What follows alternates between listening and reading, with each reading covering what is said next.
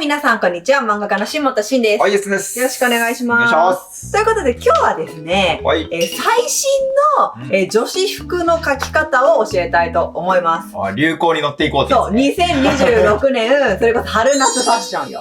でも描きたい人いると思うよ。そうだよね。以前、基本的なオーソドックスな服は上下ともに紹介したのね。だから今回は本当に最新のこれを押さえておけば流行に乗った絵が描けるっていう、洋服の女子バージョンを紹介したいと思います。絵も描けるし、着てもいいってことや。まあ着てもいいよ。まあこのチャンネル見てる子はみんなもちろん描きたい派だと思うけど、まあよかったら着る参考にもしてください。それでは早速やっていきましょう。はい、じゃあ早速、流行りの、洋服、描き方説明していきたいと思うんですけども、まずは上半身からいきたいと思います。じゃあここに今ちょっとなんとなく5人ぐらいの女の子の顔描いてみたので、これに合わせて5つパターンの洋服の描き方を教えていきます。で、今回私が特に重視したのは、ただ流行ってるってだけじゃなくて、絵にして映えそうとか、描きやすそうっていうのを重視しました。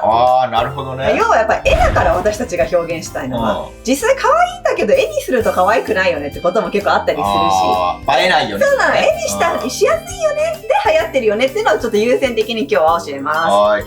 じゃあまず一つ目がですね、シャーリングオフショルトップスです。聞いたことね、むず。オフショルわかる？オフショルわかる？オフショルってのは肩が見えてるファッションなんだけども、シャーリングっていうのは、こういっぱいこうなんていうの、ギザギザが入ってるみたいなこと。まあちょっと書いてみるね。まず、オフショルなので、ぜひ当たりを取った後は、肩までの付け根ぐらいまでは、もうそのまま線を描いちゃってください。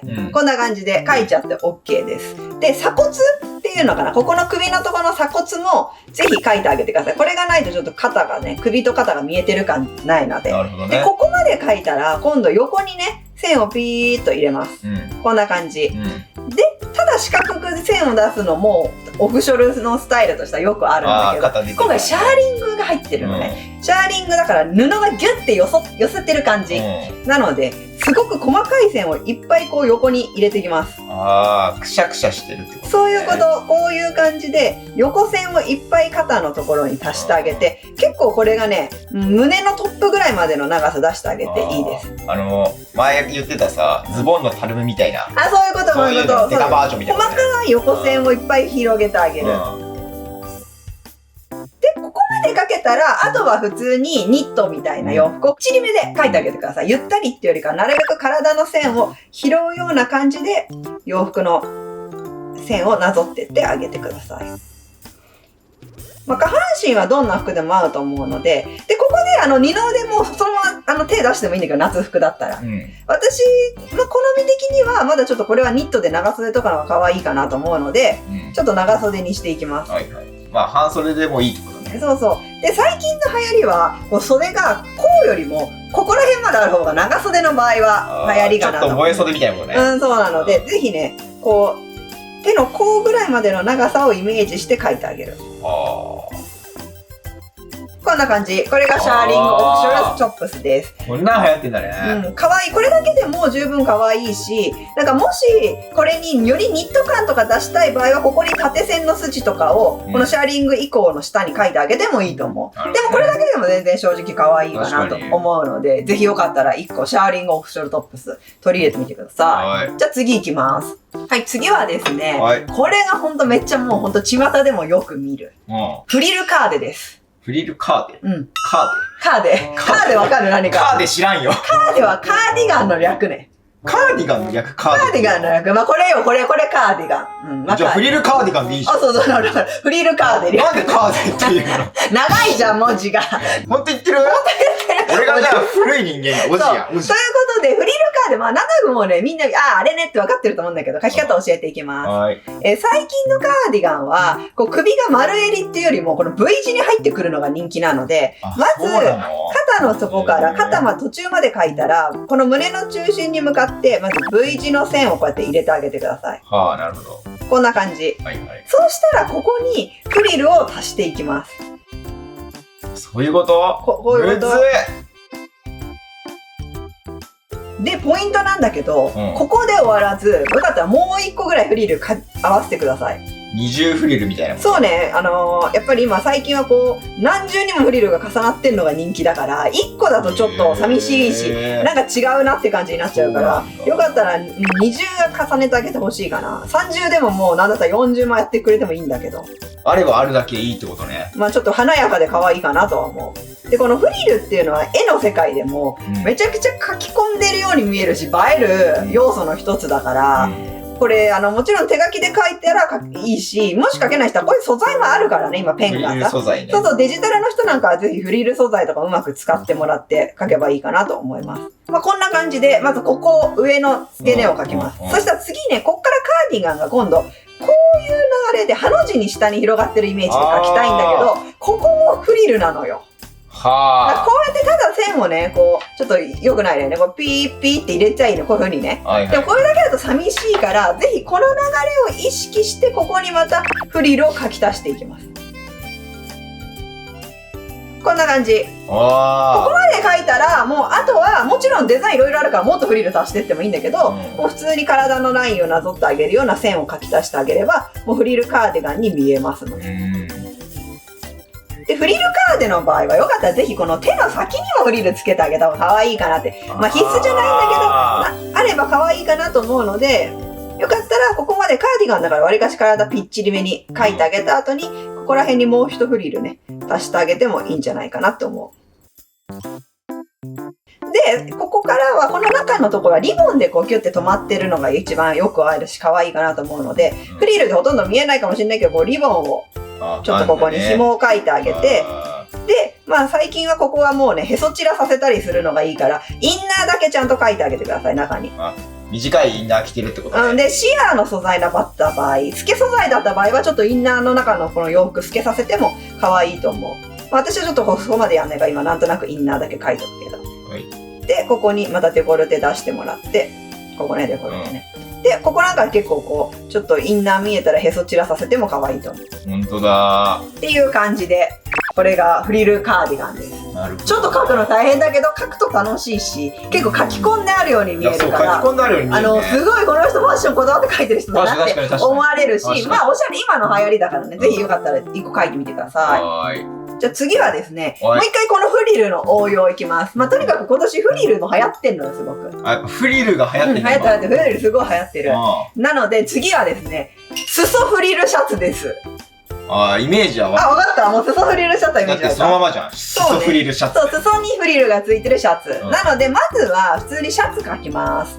四角がこう2つ重なるような感じで、こんな感じで描いてあげると、シャツの首元に見えます。で、ここに1本線出して、ここにボタン書いてあげると、なおさらシャツっぽくなる。確かに。で、シャツなんで、このままきっちり肩を落としてって、肩落としてって、で、肩の付け根から布の縫い目があるので、ここに線をピッて入れてあげる。ピッと入れてあげる。で、ちょっと胸の高さがあるので、こういう脇にこうやって布の寄った線を描いてあげた後は、ここまでは普通にストーンと下ろしてあげればいい。ここまではシャツ描くのと一緒です。真ん中に線を2重引きます。中にボタンを描きます。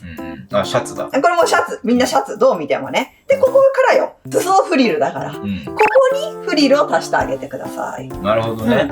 で、どんなフリル足してもいいんだ。こういうフリルをここに書いてあげてもいいし、こう、くしゃくしゃのフリルを書いてあげてもいい。まあ、フリルって言っても、やっぱ種類がいっぱいあるわけね。そうなのよ。まあ、とりあえず、一番私はちょっとじゃあ、ちょっと大きめの華やかなフリル書いてってみるね。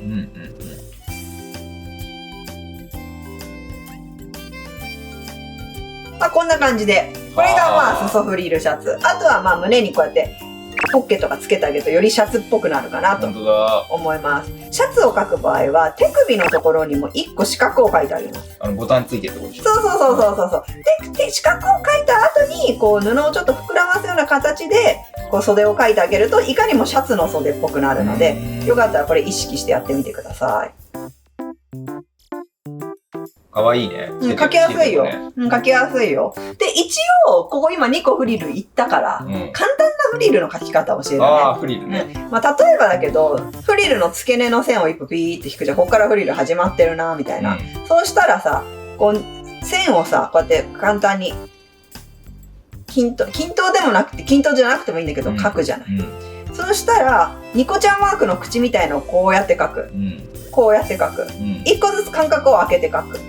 で、今度この中にニコちゃんマークの反対の口みたいな感じ、山なりみたいな感じでこうやって描く。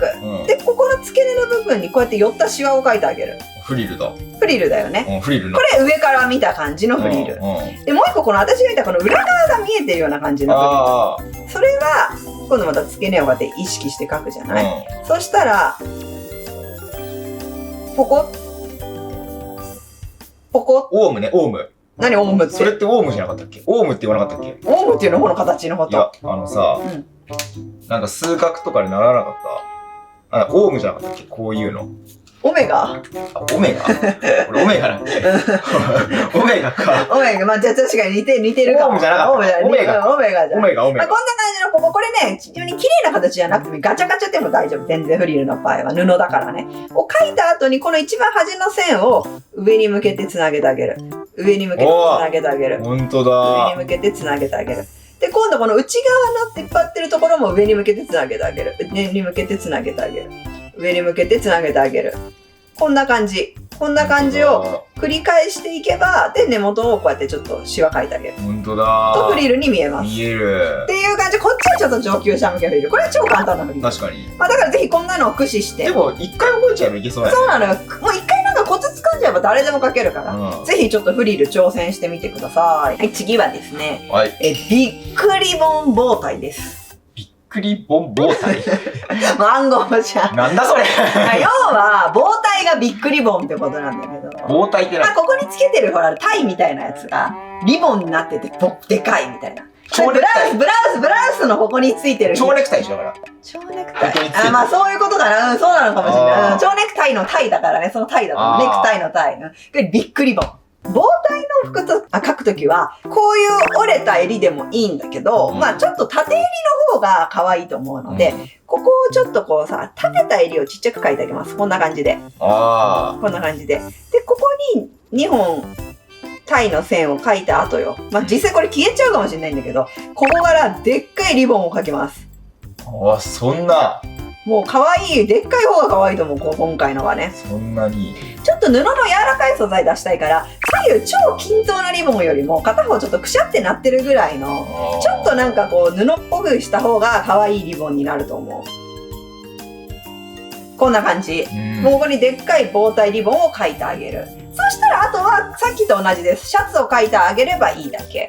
でもシャツっていろんな種類があるから、まあ、せっかくだからちょっとガーリーめなファッションだから、今回はパフスリーブの描き方も合わせて教えたいと思います。肩の線をまっすぐ下ろす。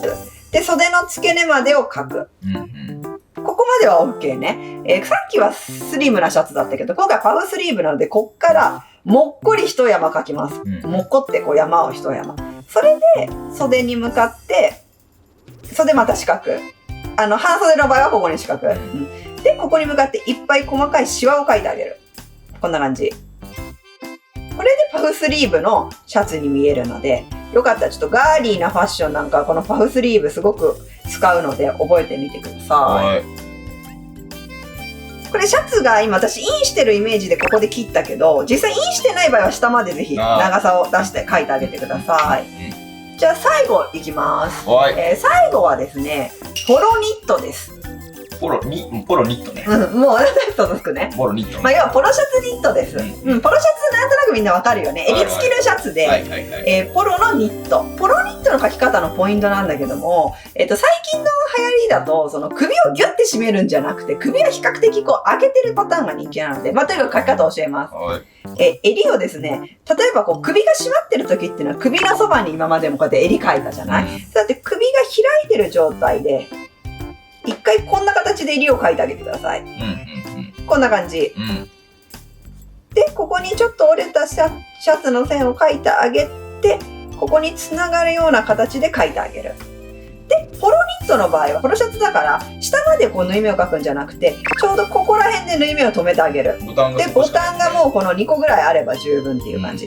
ここでゆったりした洋服を描くとポロシャツになるんだけど、ポロニットなのね。ニットでわりかしピチピチなのよ、今年の流行は。なるほど。で、強いて言うと T シャツなんかも今年はもうピチピチが流行。あ、ピチピチなんだ。ピタティなのよ、ピタティ。みんなピチピチなの。ピタティ紹介してもよかったんだけど、ピタティは教えるまでもないと思ったから今回。ピチピチの T シャツ買そうってる。だから、あえてポロニットを応用した。ただ、この他の体のラインの描き方はピタティにも応用できます。基本はもう当たりで取った体にぴったり沿わせた線を描く。入れるなら細かいシワをちっちゃく入れるっていう感じ。大きなシワを入れちゃうとぴったりに見えなくなっちゃう。ちょっとダボシルエットになっちゃうんだ。そう。で、だったらもう丈も短くて OK。最近オーバーシャツずっと履いてたけど、ここ最近ちょっと流行変わってるから、こう袖丈って言えばいいのかな。袖も短くて OK。あ、そうなんだ。肘よりも上みたいな。もう結構二の腕にぴっちりみたいな感じで OK。まあ結構こんな感じ。あ、本当だ。で、まあこれだとただのぴっちりシャツなんだけど、ニットにしたいのね。だから、ここから二重線を細かく体のラインに沿って入れていきます。あ、そういうことね。こうすると途端ニット素材にちゃんと見えるのね。で、ポロニットだから、よかったらぜひ胸のところに何でもいいからなんかロゴみたいの出してあげてほしい。よりそっちの方がポロシャツ感が出るので。すげえ。確かに見える。薄く2本線をずっと重ねて描いていけばいいからね。で、体のラインをその代わり意識してあげて。で、ちゃんとこの布の切り替わりでこの線が切り替わるっていうイメージも。こんな感じ。すごい。で、なんか最近の流行だとこの襟のとこだけ別の色で塗ってあげた方が、リンガーシャツみたいな感じで、なんかより今っぽいデザインにはなると思う。なんかちょっとレトロな雰囲気のある。本当だ。こんな感じです。ポロニット。着てる人いるかも。はい、という形で今回上半身、比較的イラスト映えする上半身の女子の服5つ教えました。じゃあ次下半身いきます。下半身比較的描きやすくて流行のやつ3つ教えたいと思います。1つ目がですね、ティアードスカートです。まあ、スカートなんだね。ティアードかよくわかんないけど。ちなみに先に言っとくと、今年の流行はスカートオール全部ミニスカートです。そうなの？ついにロースカの時代は若干終わりかけてきて、スカーブーム来てんので、若い子たちは特に。まあ、基本丈は短いですね。じゃあ、そのティアードスカート。これももうさっきのフリルと全くもって一緒。ティアードスカートっていうのは、こうちっちゃいフリルが何重にも重なってるスカートのこと。まあ、実際書いてみます。そういうことか。書いてみますね。そういうことだね。まずはウエストのゴムがある。まあ、これは実際洋服によっては見えなくなっちゃう可能性はあります。で、ここからよ、もうさっきの応用ね。細かいフリルをいっぱい描いていく。まあこんな感じでフリルを重ねていきます。まあ丈の好みによってはどれだけでも重ねてってください。もっと長くてもいいですね。いいっていうこと。まあでもミニスカが今年は流行だよということだけ教えとく。で、フリルを描いたら足を描きます。で、正直ここもう下半身だからここで終わりにしてもいいんだけど、まあせっかくだから足元まで紹介するわ。今年のミニスカの流行りでもう一個は覚えておいてほしいのは、ハイソックスも流行りなのよ。靴下なので、今までだったらこの辺の靴下だったの、丈がね。でもぜひ最近の流行りはここら辺に靴下を描いてあげてください。なんだったらちょっとね、シアー素材でもいいと思うけど、それを絵で表すのはめっちゃむずいから。で、スニーカーも流行ってる。もちろん。で、どっちかというとドレスシューズっぽいスニーカーが流行ってる。だけど、それをみんなが描くのは私すっげえ難しいと思うの。確かにスニーカー難しいんだよ。だからミュールにしよう、みんな。ミュールを描いてあげてください。ピンときてない。ミュール何みたいな。ミュール何？ミュールって何や？なんて言えばいいの？ヒールがあんま高くないパンプスって言えばいい。こういう。そういうことね。で、ここになんだったらこうちょっと紐とかついててもいい。バレーシューズみたいな。そう。ミュールっていうか。こんなのでも今年はね、十分流行りっぽく見えると思う。確かに、ちょっと簡単だな。簡単、これ超簡単でしょ？こんな感じ。なるほど。こんな感じでまず一つ。じゃあ次です。ラップスカート付きパンツです。ラップスカート付きパンツ？全くわからん。まあラップスカートっていうのは要は巻きスカートのことね。で、さらにそれをつけたデニムとかってこと。要はズボンにもともとスカートがついてるデニムってこと。取り外し可能なの？可能なの。でも今年はとにかくレイヤードが流行って重ね着が流行ってるから。あえてスカートとズボンを一緒に履くみたいなの流行ってるのね。重ね着も流行ってるんだ。なので、まあ、履き方を教えます。っていうのもね、それで何がいいかって、結局ズボンってこの腰回りのディティールが一番難しいんだよね、書くの。でもスカートを書いちゃうことでそこ書かなくて済むじゃん。確かに確かに。だからそれにしました、今回おすすめは。なので、まずは、ラップスカートを書きます。これもミニスカの丈がいいかなと思うんだけど、ラップスカートだから一回ここね切る。あー、ラップスカートです。重なってるやつね。そうそう。で、うんこっち側でもう一回重ねはいはいはいはいる。こんな感じ。で、うんちょっとだけここにこう縫い目とかを書いてあげるとよりいいかなと思います。こんな感じ。で、ここにベルトとか書くのもありだけど、まあ、書かなくても今いいかなので書かないで。で、これにデニムを書いてあげる。ただズボンを書いてあげるだけなんだよ。で、ズボンの形も正直何でもいいけど、ワイドめか、今年のやっぱ一個流行があるのはタイトなブーツカット。フレアズボン流行ってるなと思うので、今回フレアの形のデニムにしたいと思います。下がちょっと開く。そう。フレアデニム描くときは、まず太ももの形はそのままなぞってあげる。ここまではぴっちりラインでいく。ここから足の形を無視して、裾広がりな感じで、こういう感じで描いてあげてください。こんな感じ。で、デニムなのでよかったら横に二重線を描いてあげる。縫い目を描いてあげる。反対側の横にも二重線を描いてあげる。裾のところにも二重線を描いてあげる。まあこれだけでだいぶもうちょっとデニムっぽく見えるかなと思う。で、あとは足なんだけど、さっき言ったようにこれスニーカーとかだとむずいから、ぜひこう先がちょっととんがったような形のミュールとかを描いてあげると、今年はいいかなと思う。こんな感じ。まあめちゃくちゃシンプルだし、描きやすいかな。これ外してもちろんただのフレアデニムにしても OK。で、ちょっとこれがシンプルすぎるな、ちょっとなっていう時は、まあ、こういうところに細かいシャツ、こういう線を貸してあげたり、こう横線をね、こうやって書き足してあげることでデニム感増すから。確かに。こういう感じでやってあげてください。じゃあ次最後です。まあ最後も比較的簡単ですぐ使える途中からプリーツスカートです。途中からプリーツスカート？本当にそれ合ってんの？正式名はわかんない。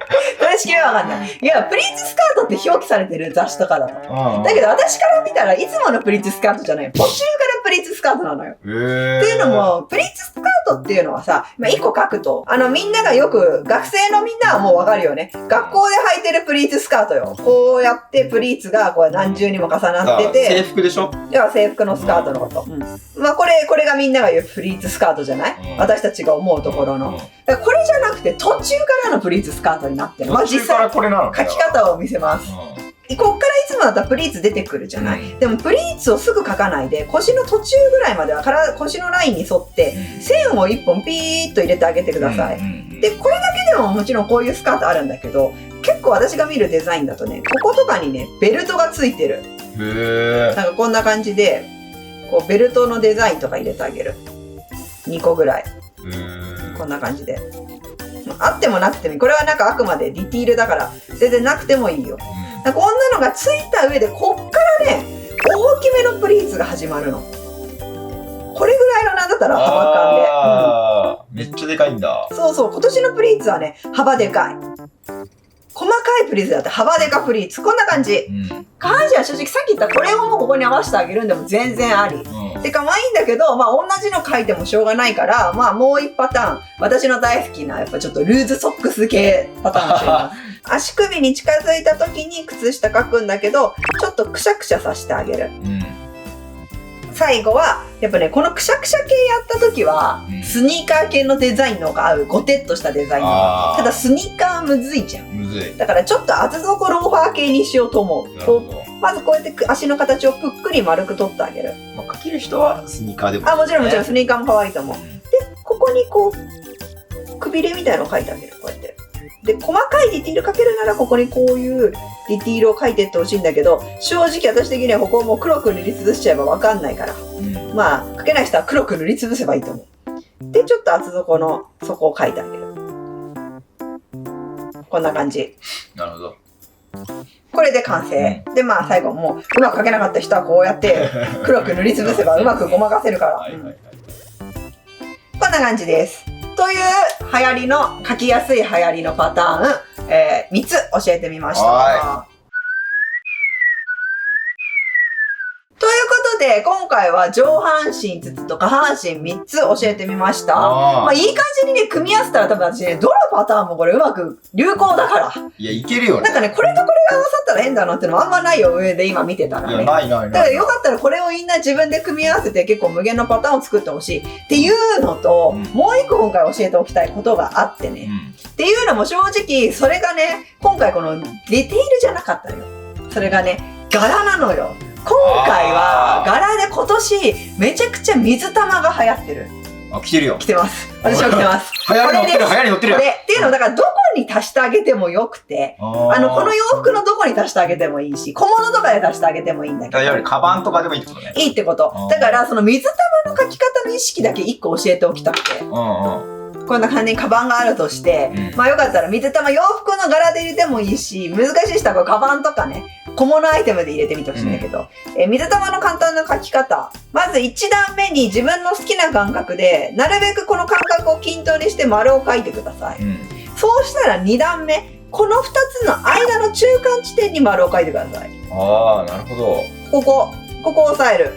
で、ちょっとこの横のとこにも描き足していく。で、真上も同じようにやる。そうしたら今度はこの3段目ね、ここから全く同じ位置にまた丸を描き足してください。1個上の段と全く同じ位置に丸を描き足す。これ無限に繰り返していくだけ。そうすると均等に綺麗なドットや柄や水玉柄が描けます。なるほどね。これ私もういつも仕事でも何でもしょっちゅうやってる。確かに本当だ。もちろんこういう柄のトーンとか素材もあるんだけど、私なんかはもう描いた方が早くねって時は描いちゃう。そうなんだ。だからこうやるだけで簡単に水玉描けるから。まああとはもうそれを無限に描くだけ。水玉は丸だから描きやすいね。もう点々で、しかも今年の水玉は大きな水玉ってこういうちっちゃいドットだから、結構簡単に描きやすいよ。まあこんな感じで描けば水玉アイテム描けるので、まあよかったらこの水玉アイテムをどっかに足してあげてみてください。そしたらより今年っぽくなると思います。ということで今回は2026年の流行女子ファッションの描き方でした。また今後秋冬来るから、まあその頃にやりたいと思います。やっぱこのシリーズでやっぱね、繋げていくからうちは。まあ、これで一ネタね。このシリーズ。まだ男子やってないしね。あ、男子もあるのか。あるから、いや、調べてない。男子はね、男子の流行ってなかなかないんだよ。女子ほど変わっていかないんだよ。変わんないんだよ。結構オーソドックスだ。そう。とはいえ、やっぱあるのよ。やっぱ一応男子も流行ある毎年。一応あるんか。あれば、じゃあまたその男子バージョンもやりたいと思います。よろしかったらチャンネル登録と高評価ボタンもよろしくお願いします。ではまた他の動画でお会いしましょう。漫画家の下本慎と。バイバーイ。